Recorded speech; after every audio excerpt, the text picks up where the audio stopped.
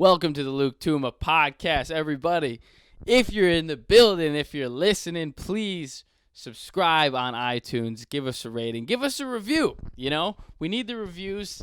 It jacks us up the charts. Everybody's listening to these murder podcasts, but I'm the guy that doesn't murder anybody.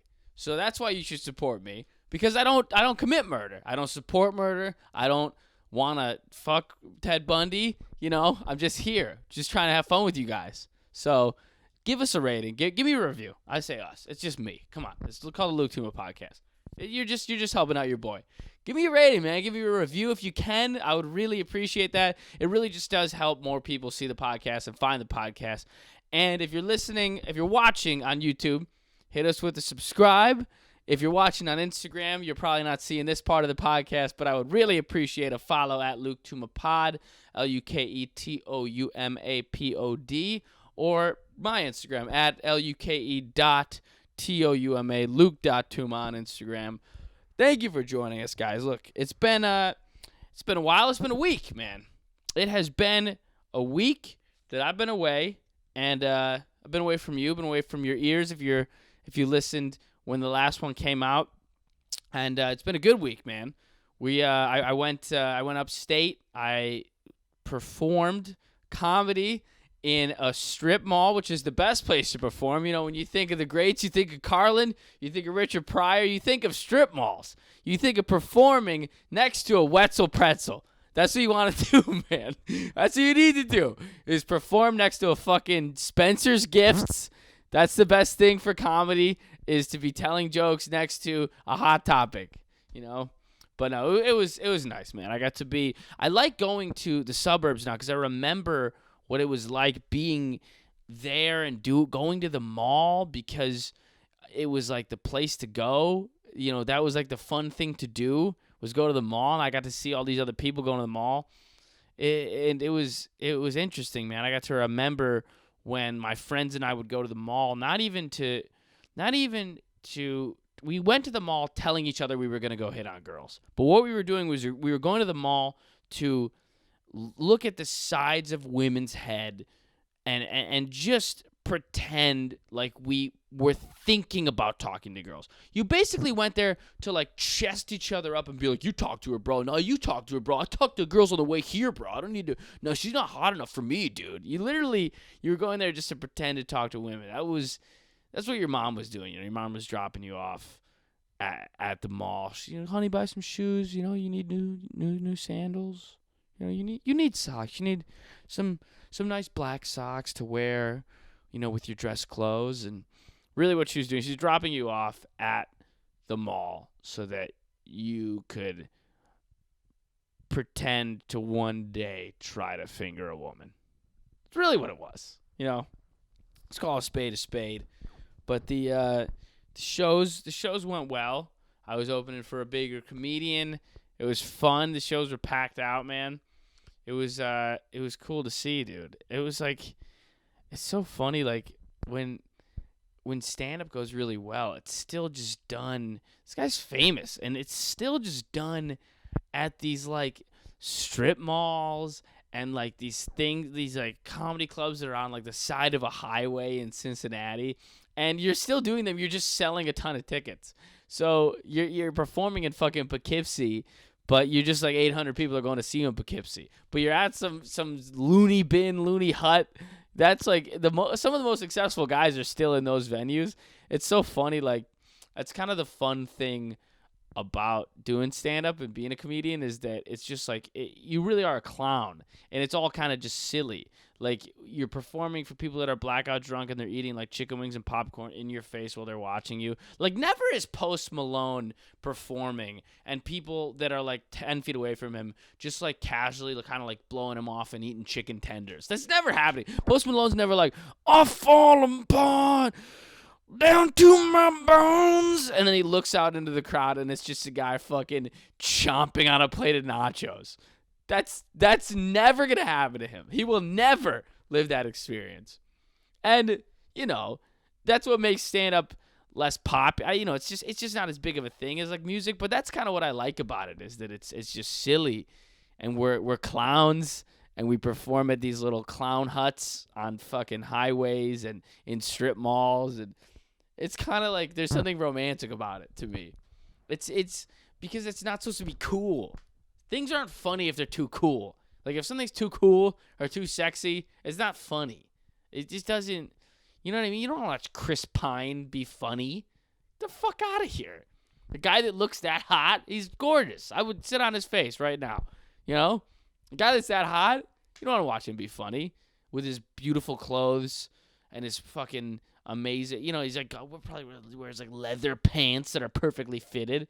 Like, that's not the guy that's supposed to be funny. And the places he goes are probably 5-star restaurants. Those aren't the places where you're supposed to go and try to be funny. You're supposed to go and be funny at a strip mall next to an FYE electronics store while people fucking buy used versions of Happy Gilmore.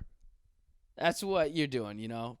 People are fucking, they're buying Madden 08 next door. and you're trying to make people laugh. You're living your dream in the club, man. It's the shit, though. It really is fun, dude. I love traveling. I was talking about this like on stage the other night that like my favorite places to travel now that I travel so much for stand-up are the shithole towns. Like I'm from Buffalo, you know, and love my people in Buffalo. Love Buffalo. Shout out to you beautiful little bitches and you beautiful little bitch. All my sexy ass ladies in Buffalo. Shout out to y'all, man. Shout out to all I'm about to do one for the ladies right now. Yo, all the ladies out in Buffalo, shout out to the ladies. Yeah, shout out to y'all. But yeah, no, I love Buffalo, but it's, you know, it's not a nice place. It's not. And my favorite places now to go, there's just something nice to me about going to a shithole town. Going to a Bridgeport, Connecticut, a Newark, New Jersey, fucking Detroit, and it just reminds me of growing up. It just reminds me of like all that stuff, the blackout drinking and the $3 beers and the fucking every food in Buffalo is drunk food, and everyone's eating it. Parents in Buffalo are raising their kids on drunk food. When you're 6 and 7 years old in Buffalo, you're eating Philly cheesesteak subs with buffalo chicken fingers plastered in them with blue cheese slathered on top. You're eating fucking late night pizza with blue cheese and fucking melted cheese, and you're eating, you know, tacos with you know, buffalo chicken, everything buffalo chicken tacos, buffalo chicken pizza. Stinger sub. We had the Stinger sub. If you're not from Buffalo, you don't know. The Stinger sub is Philly cheesesteak cheese, and then also Philly cheesesteak steak, the ribeye, chopped ribeye Philly cheesesteak steak, then cheese, then chicken tenders, chicken fingers that are not just done regularly. They're tossed in the buffalo sauce, so they're bright orange, stinging orange, the color of a traffic cone, and then blue cheese on top of it. You get the choice between blue cheese or mayo. And some people go both. So now we're up to steak, buffalo, you know, bright orange buffalo chicken fingers, cheese, blue cheese, mayo, fucking lettuce, tomato, onions, slap it on a 14-inch roll. You're good. I was raised on that food. Raised on it. That, pizza. There's one place that had a sandwich called the Purple Eagle with... It was a sandwich, onion rings, chicken fingers, French fries, all on the sandwich, not on the side. These are sides. We put the sides in the mains in Buffalo, and then you get a side. You know? You got your mains, you got your sandwich, and we're stuffing it full of fucking, stuff it, dude, mac and cheese in the sandwich. That's what it was. It's all drunk food. All the food in Buffalo is drunk food. Wings, tenders, pizza, everything. And kids are getting raised on it. Kids are learning to be blackout drunks before they've even seen a bottle of beer. That's what it is, you know. We're being raised. It's, you know what it is. It's like when they give you. That's our parents' version of vaccinating us, A Buffalo parent is vaccinating when you give a kid a vaccine, you're sprinkling the little, when you give a kid a vaccine, you are sprinkling the disease in them. You're putting the disease in them so that they build an immunity to that disease. You're putting a little of that disease in them. They build an immunity to that disease. That's it. Put the bacteria in them. They build an immunity. That's what Buffalo parents are doing with us and heart disease. They're like, hey, let's give my kid a chicken fingers every meal for his first 5 years. He'll already have heart disease by the time he's 7, and he'll be fine by the time he's 80. He's had heart disease his whole life. They're vaccinating us with chicken tenders, man. That's what they're doing. So, hey, all you Buffalo parents out there, all you Detroit, fucking Philadelphia, shithole town parents, I see what you're doing. I appreciate you, man. Keep feeding your kids deep-fried fucking food. It's great, dude. That's what they're doing. That's what we were raised on. So that's why I like traveling to those shithole towns. I love a good fucking... I went to Bridgeport, Connecticut. It was a dump. It was a dump, but it was a beautiful dump. And those are where you meet the fun people, Like an old guy who still makes racist jokes, but they're not okay, but you wouldn't make them. But it's funny when he makes them. Let's be, you're not going to say that. And you don't want people that you're close friends with to talk like this. But you're in this shithole town. This guy looks like a pirate. He's bartending. You can tell he probably makes no money, even though he's been working here for 30 years. And he fucking says some weird thing about Native Americans. He calls them Indians. That's the type of town I want to go for, where you meet an old guy, and it's the first time in a while that you've heard someone call a Native American person an Indian. That's what it is. That's where I grew up. This type of town I grew up in. That's what I like. So I like those shitholes, man. Because it's just people trying. That's all it is. It's just people trying. In Buffalo, in Niagara Falls, which is the area of Buffalo I'm from, we tried. We had I remember they were going to build an underground aquarium. They dug a giant hole in the middle of Niagara Falls, and they were going to build an underground aquarium. And we were all just like, hey, man, I think that's called a lake. But they were like, no, man, it could be great. It's going to be underground. You're going to have to go down some stairs, and you're going to be below sea level watching the fish and the whales and the dolphins and the fucking, the manatees. And, but it's like that. You're just describing a body of water. That's what an ocean is. An ocean's below. An ocean's the sea level. It's below sea level. Why do we have to dig a giant hole to build an aquarium underground? But they did it. They dug this huge hole, and then they ran out of money. The city ran out of money, or the developers ran out of money right after they finished digging. So then there was just a hole in the ground, the absence of dirt, in the middle of Niagara Falls, New York. And you'd go down there, and you'd be downtown, and there'd be this hole in the ground, this huge, 10-square block hole, and people would be like, hey, man, what's with the hole? And you'd be like, oh, man, we were going to put porpoises in there. You see all that empty space? It's supposed to be filled with fucking walruses. That was the game plan, but we ran out of money. So we couldn't have a bunch of fucking manatees in the middle of this old factory town in upstate New York. That's what it was. So wild growing up in Niagara Falls, because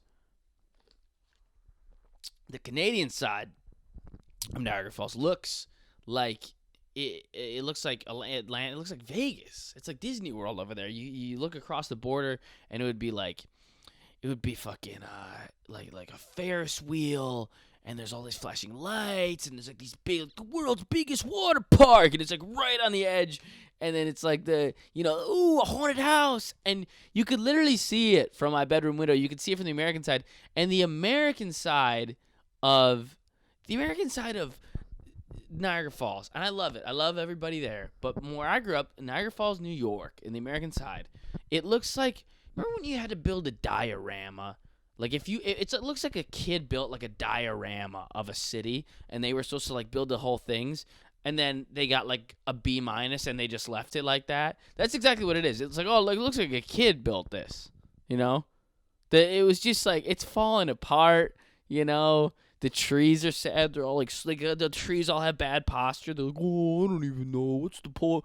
What's the point of even having leaves if we're if we gotta live near all these crackheads and this empty hole in the ground?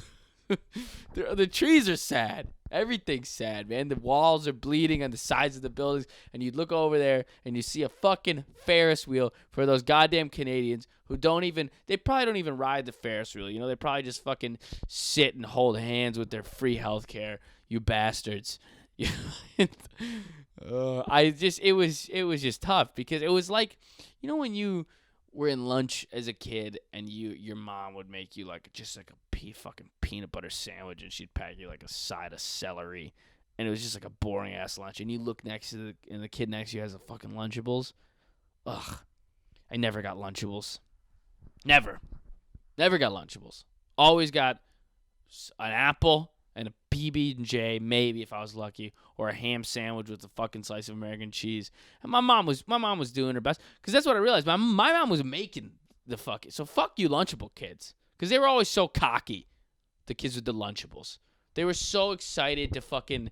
Oh, you get into lunch and they're looking over at you like, oh, you got fucking what is that, tuna salad? Yeah, suck my dick, man. And they'd bring out their Lunchable and they would unpack all the stuff and they'd be like, oh, dude, this one comes with a Kit Kat and a Capri Sun. And they're building their pompous little pizza with that fucking pretentious sprinkled cheese, and they're smearing the sauce on the little Ritz cracker so evenly. Like, yeah, man, I don't know if you know, man, I don't know if you ever built your own lunch before, but it's pretty cool. You know what I fucking realized? Your mom, you Lunchable kids, was a piece of shit. Your mom was lazy, and she didn't want to make you a lunch. She didn't have the effort to make a PB&J the way my mom made for me, so she outsourced the work to you. It's like people sending their factory jobs to China. That's what she did. She made you do it. Child labor. Make your own food. That's what she had you doing. You know? So don't you try to big dick me, you Lunchable kids. You're not better than me. You're not. Okay? We're all the same, you know? We all come into this earth the same. I start getting really serious. I'm like, we all go out the same. You're not better than me because you had Lunchables. But I will say, I gotta say, the kids who had Lunchables are probably great cooks now because I can cook cereal, toast, and I can cook steak only because I watched a video where Gordon Ramsay teaches you step by step how to cook a steak. And every time I cook steak, I have that video playing next to me because I haven't really retained any of the information. So the Lunchable kids, they're all probably professional chefs by now, let's be honest. You know, Lunchables are pretty, there's a lot of activity in those. That's, the skinny kids had them too, because I was a fat kid, you're not going to put in the effort to make your own lunch. You're like, make my lunch. People make lunch for me, 2 of them a day. I'm fat. You know? That's what it's what it is. They were good. Speaking of food being good, speaking of things being yummy, did you guys? I don't know if you saw the Justin Bieber shit. Oh, it's so cringy. I actually like the Biebs. I'm a big Bieber fan. I think he's very talented. I think he's an objective hottie, a sweet boy with a tight ass. Let's be real. But he was pretty cringy. He had this song called Yummy, and he wanted it to go number 1. So he was asking his fans to put it on a playlist, Spotify playlist, where it was only the song Yummy 20 times on the playlist, and to play it when they're sleeping. And this is so sad. Apparently, if you mute your plays, Spotify doesn't count it as a play. So Justin Bieber told his fans to play it on low volume while you're sleeping. He was trying to give his little girl fans a shitty night's sleep so that they would play his song over and over again without actually wanting to listen to it, so it would go number 1. I mean, dude, come on. Come on. What are you doing? You're Justin Bieber. We'll cut to the end of the story. He didn't go number 1. He lost to Roddy Ricch. Roddy Ricch is a rapper. He has a song called The Box. The Box beat Justin Bieber. Dude, if you're Justin Bieber, you have all the money in the world. You have all the women you could ever want. He's married now. Okay, I'm sure he's not cheating. And, you have everything you want. All the cars, all the famous friends. You could take every vacation under the fucking, sun. Why do you need another number one song? And in that way, that's how you're going to be like, yeah, man, I'm Justin Bieber. I'm a world-renowned pop star. I've had one of the most meteoric rises to fame ever. Oh, my new song, how did it get number one? Well, I begged a bunch of 12-year-old girls to ruin their night's sleep by playing it 100 times over. How is that cool? Are you going to get pussy with that brag? Dude, I mean, don't. God. It's just bad. It's just a bad look for the Biebs. Gotta be honest. As much as I like him, he's cool. But it's just like, dude, don't do that. That's like, that shit. I worry about that because I'll even do that a little bit with like my Instagram clips, my stand-up. I'll have people tag their friends because I want more people to see the clips, and I answer the comments because I'm like, I want people to know that like I like when they comment and thank you for fucking watching the videos. But I do wonder, like, that's like the highest level of like. That's like the highest level of like that whole like send to 5 friends thing, is please play my song while you're sleeping on a low volume over and over again until it goes number one. That's the highest level of that. That is the furthest. But that's where that Instagram culture takes you. I hate it. Like, those Instagram videos, the Instagram sketch comedy videos. That's the thing, dude.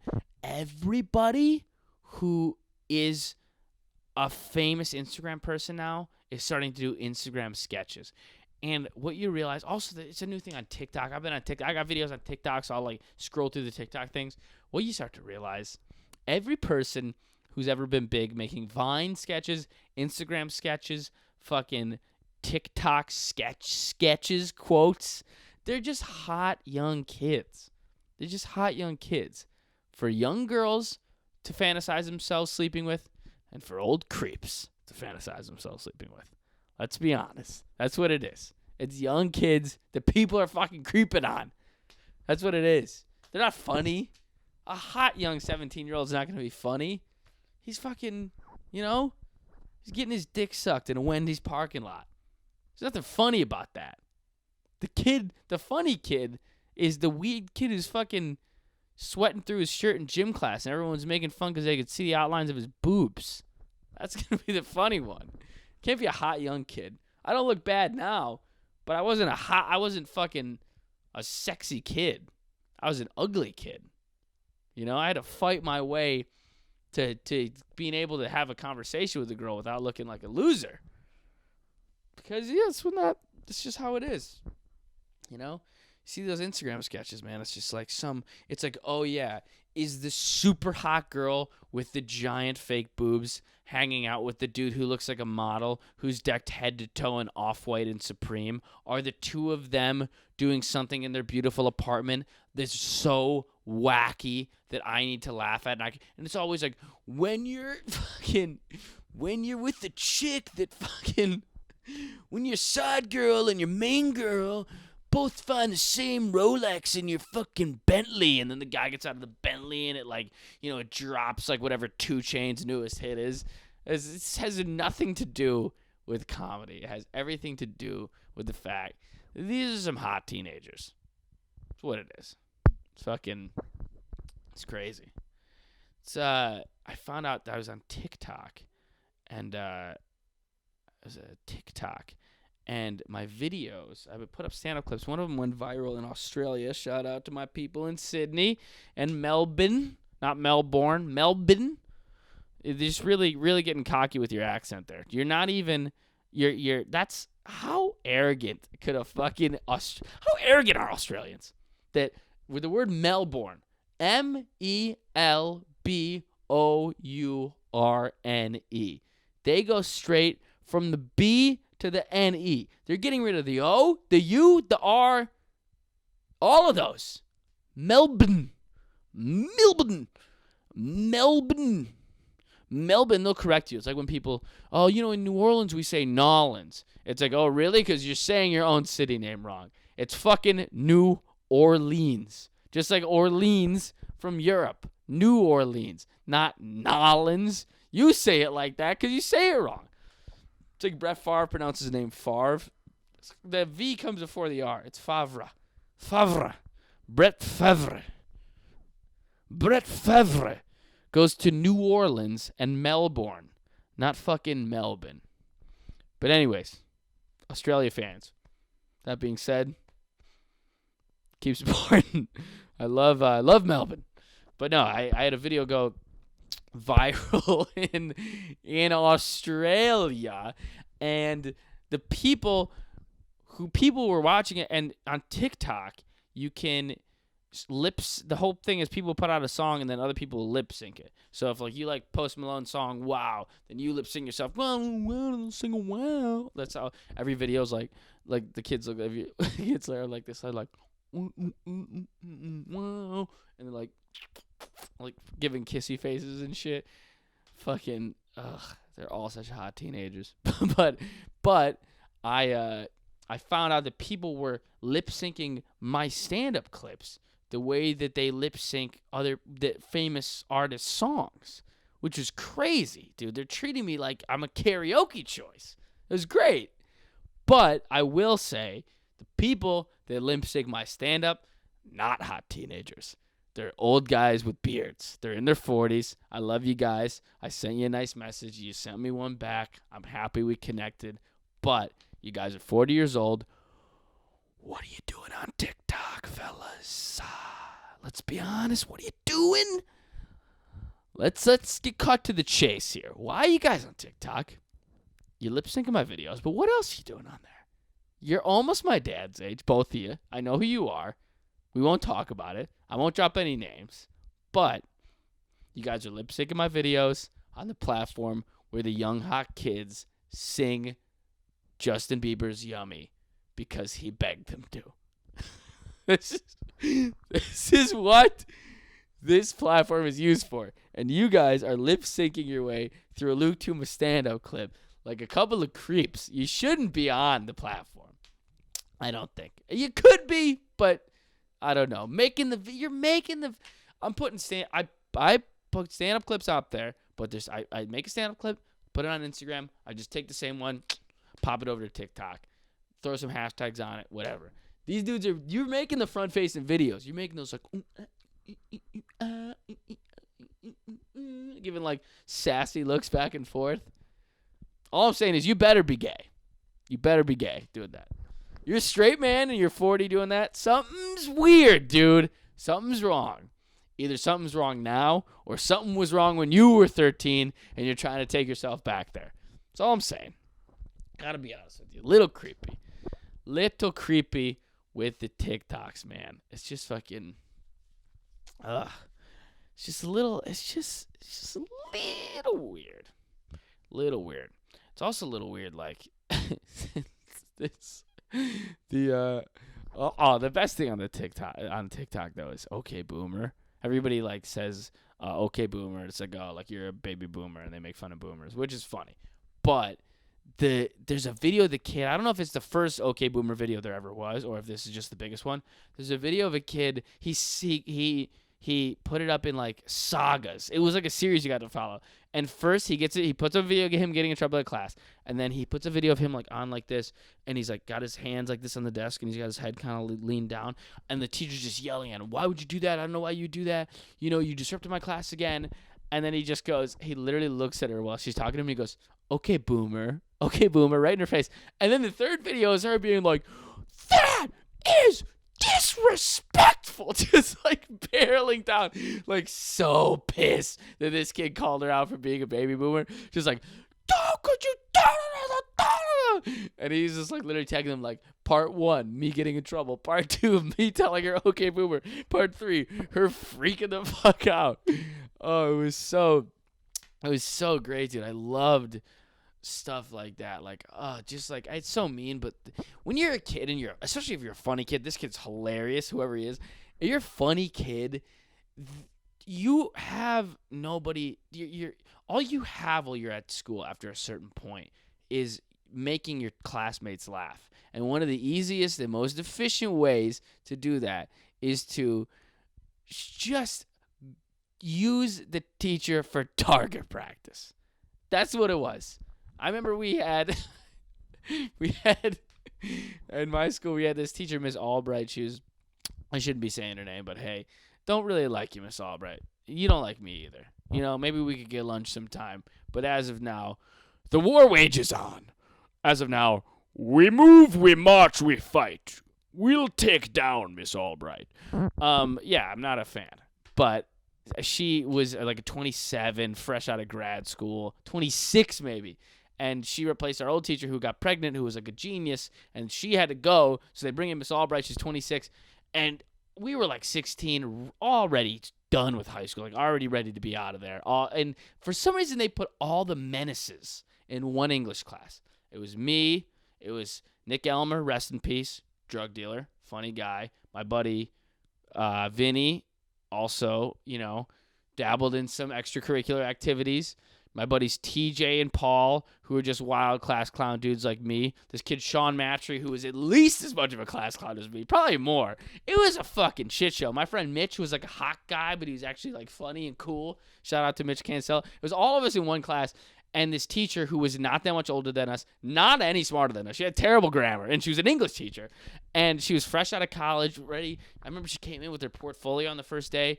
By the end of the year, I mean, this woman looked like she had just come out of the Vietnam War. She was so like her hair was starting to like get gray and scraggly. She's got like crow's feet. She's like, life is meaningless. Like she comes in at the beginning of the semester. She's like, hey guys, I'm so excited to teach you English and just like impart my wisdom onto you and hopefully broaden your vocabularies, get you guys ready for college. And by the end, she's like, it all ends in darkness. She was just fucking. We ruined her, dude. I remember these kids, the Sullivans. They were these like twins, and they were white guys. They were the white dudes that hung out with the black guys, and you could tell they were legit. They weren't just like, there was like the white kids that wanted to hang out with the black guys. They wanted the approval of the black guys, and those guys never worked out. They're dudes like me, but they wanted to, and I've been guilty of this. Trust me. They wanted to. You want to be cool with the black guys. Black guys are just cooler. Black guys are cooler. And you wanted to be cool with the black guys. So you kind of be like, yo, bro, you hear the new Kendrick EP? Oh, it's dope, right? But they see through it. They know you don't fucking talk like that. They know you just found out who Kendrick is of 2 weeks ago. And they barely even listened to him. They listen to Lil Wayne and shit. Like, you're not getting one over on them. But then there'd be kids like the Sullivans, these twins, Irish twins from South Buffalo. And they were just certain white dudes that you could tell they grew up around black guys because they always hung out with the black guys. Nobody ever questioned why. They spoke just like them. They got all the same jokes, and they just meshed in. And they never seemed to be trying too hard. They were just kind of stoned, chilling, blah, blah, blah. Cool. Well, those kids got caught. They got kicked out of school, expelled because they were they're like a block down from our school in front of one of the teachers' houses in his driveway smoking a blunt. And he comes out, he's on his way to school, and they're there before school just getting stoned. And he's like, what the fuck? Like, freaks out. And he, like, grabbed them by their ears, like, old school style, and just, like, walked them a block down to high school, and then they got expelled. But I remember every day for, like, a month, we were writing on Miss Albright's whiteboard, free the Sullivans. they're in jail doing, 3 to 5. Like, they're, like they got caught up on an armed robbery charge. Really, they're just smoking a joint on this teacher's front lawn. But it was so funny. And I remember every day we put it, she's like, they made a mistake, they were punished for their mistake. And we were like, shut up, dude, free the Sullivans, man. The Sullivans are in the fucking penitentiary, dude. We gotta break them out. It was so fun, man, just tormenting a grown adult. There's something really nice about it when you're that age. And then I remember the next year was our senior year, and we had to have a mentor, which is just like a teacher to help you with this like final like presentation you had to give at the end of the year. And it's supposed to be like, what did you learn throughout high school, And so I had to find a mentor. I waited till the last second, and I was like, I should find a mentor. And then Miss Albright was walking through the cafeteria, and one of my friends sarcastically goes, yo, you should ask Miss Albright to be your mentor. And I was like, you double dog dare me to do it? He's like, yeah. And I was like, okay. So I stand up, I walk over to her. I was like, hey, Miss Albright. I just realized what a cunt I was. What a cunt I was. That I went up to her. I didn't even go up to her like, hey, Miss Albright, like trying to be cool. I just really straight faced, really nice and sweet. Just go, hey, Miss Albright, I was wondering, would you want to be my mentor? And that was the first time, maybe the only time, I've seen a person just crack. She cracked. I was like, would you mind being my mentor? And she was like, you tormented me for a year. She started, when someone gets so mad that they start like singing, they're like, how dare you? Like, they can't even talk like a normal voice. It's just like so high pitched. It's like, you tormented me for a year. Just like screaming. Oh, and my buddies at the table were loving it. The crowd is going wild. But hey, so that's why I love the TikTok videos, man. Keep OK Boomer and those teachers. They take themselves too seriously. Teachers, relax. They're fine. They're kids. OK Boomer, it's a TikTok joke. They're fine, dude. Let the kids be funny. If I never did that shit, I wouldn't be a fucking comedian.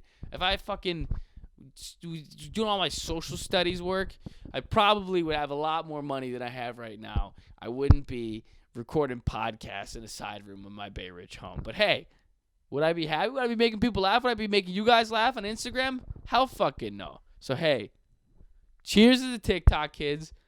Keep OK Boomering. Keep giving those teachers a business. I support it. I'm here for it, man. I'm here for the OK Boomer. I'm here for the fucking with them. I'll get you out. As long as you don't eat those fucking Lunchables and think you're better than me, then I'm in. All right? I gotta go, guys. This has been great, man. I'm really happy about this podcast. Thank you guys for listening. Let me know if you watched this far in the YouTube video. Let me know if you like this YouTube video better or if you like the way that the last one looked. This one we went a little closer. We moved myself over, so we got some fun little paintings and some shit in the background. Camera angle's a little different. So just let me know if you like this one better, if you like the way the first one looks better. If you have any ideas for what would make it look or sound or feel better, just let me know. I don't think I'm going to do segments. I'm not fucking James Corden. I'm just trying to have some fun out here. But let me know what you'd like, and what you like about the podcast, what you don't. Tell me what annoys you about me, and tell me what you love about me on the podcast. And we'll make it better, man. I'm happy to be doing this for everybody that loves my stand-up. I'm glad that I got like a new way to make you laugh. And I can put the clips on Instagram. All that jazz. So as always, I've been Luke Touma. This is a Luke Touma podcast. Rate and review us on iTunes. Subscribe to us on YouTube. Follow me on Instagram at luke.touma, luke.touma. I put out the pod clips, the stand-up clips, my tour dates. If you're watching this, I'm headlining Caroline's on April 8th, Wednesday, April 8th. Caroline's on Broadway, New York City, in the heart of Manhattan. I want you guys to join me. I didn't really make the official announcement, but hey, I figured I should drop it here at the end of the episode. I'm very excited. Guys, I have been Luke Touma. I love you guys. Peace.